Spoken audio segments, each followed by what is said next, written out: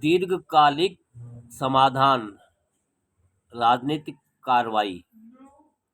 जिस प्रकार चमचा युग की चुनौती का सामना करने के लिए सामाजिक कार्रवाई आवश्यक समझी गई, उसी प्रकार चमचा युग को समाप्त करने के लिए राजनीतिक कार्रवाई भी जरूरी है। दूसरी ओर हम समझते हैं कि चमचा युग वर्तमान राजनीतिक गतिविधियों द्वारा पैदा हुई है। 15 अगस्त 1947 ईस्वी को भारत से अंग्रेजों के प्रस्थान के कारण सत्ता का हस्तांतरण उच्च जातीय हिंदुओं के हवाले कर दिया गया, किंतु सत्ता हस्तांतरण से पूर्व बालिग को वोट डालने का अधिकार पहले ही दिया जा चुका था। स्वतंत्र संविधान के साथ भारत एक गणतंत्र होने तक वह दलित शोषित समाज के विशाल वोट बैंक का आकार ग्रहण कर चुके थे।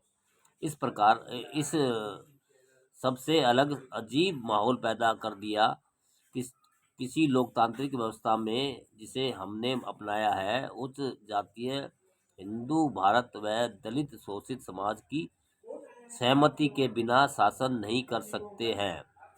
इस प्रकार इस वोट बैंक तक अपनी पहुंच स्थापित करने के लिए शासक जातियों को चमचों की आवश्यकता पड़ी।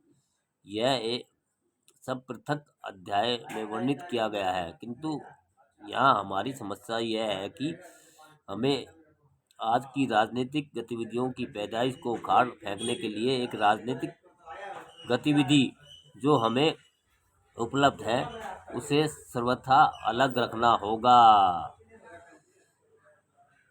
मौजूदा राजनीतिक कार्रवाई और इसका नतीजा। स्वयं अपनी आवश्यक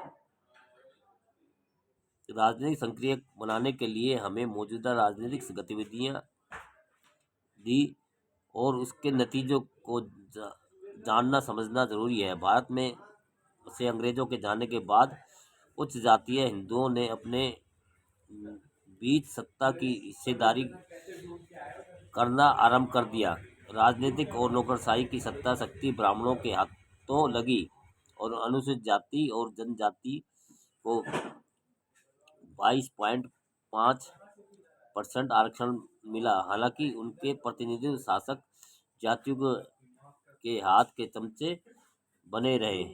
नौकरशाही मशीनरी में उन्हें केंद्र की उच्च प्रशासनिक सेवाओं में पूरा हिस्सा मिल रहा है।